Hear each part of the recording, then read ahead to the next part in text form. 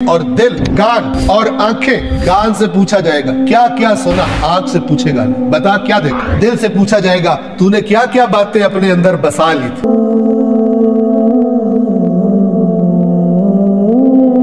اسی باب کی جو باب نمبر 18 ہے فی ان الایمان مبثوث لجوارح البدن کلھا، حدیث نمبر 2 عن الحسن ابن ہارون، یہ راوی ہے آخری جو امام سے پہلے، قال لی ابو عبداللہ علیہ السلام، مجھ سے فرمایا امام صادق علیہ السلام نے، آیت تلاوت کی پہلے، ان السمع والبصر والفؤاد کل اولئک کان عنہ مسئولا، کہ یقیناً کان اور آنکھیں اور دل ان سب کے بارے میں سوال ہو۔ ٹھیک ہے، یہ آیت کا ترجمہ ہے۔ قال، امام نے اس کی وضاحت فرمائی، یسأل السمع عما سمع، کان سے پوچھا جائے گا کیا کیا سنا، مزے لیے کیا کیا سنا بتا۔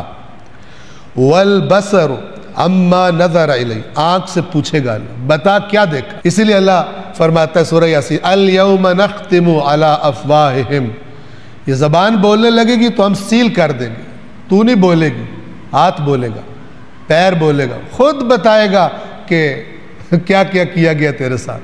چونکہ تھا تو وہ اللہ کا، مجھے تو استعمال کے لیے ملا ہوا تھا، وہ اللہ کا عبد تھا، وہ اللہ کو بتائے گا اس نے یہاں مجھے استعمال کیا۔ اور آنکھ سے پوچھا جائے گا تو نے کہاں کہاں دیکھا، والفؤاد عما عقد علیہ، اور دل سے پوچھا جائے گا تو نے کیا کیا باتیں اپنے اندر بسا لی تھی۔ یہ تو میں نے کرنا ہی کرنا، یہ تو بڑی زبردست چیز ہے، باتیں کی باتیں ہم نے تو یہ کرنا ہی کرنا۔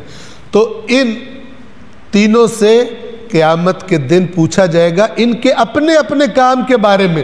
آنکھ سے نہیں پوچھیں گے کان نے کیا سنا، تو نے کیا دیکھا، کان سے پوچھیں گے تو نے کیا سنا، اور دل سے تو نے کیا ڈیسیجن لیے، کس بات پر تیرا عقد، جسے ہم عقیدہ بھی کہہ دیتے ہیں، وہ بن گیا تھا۔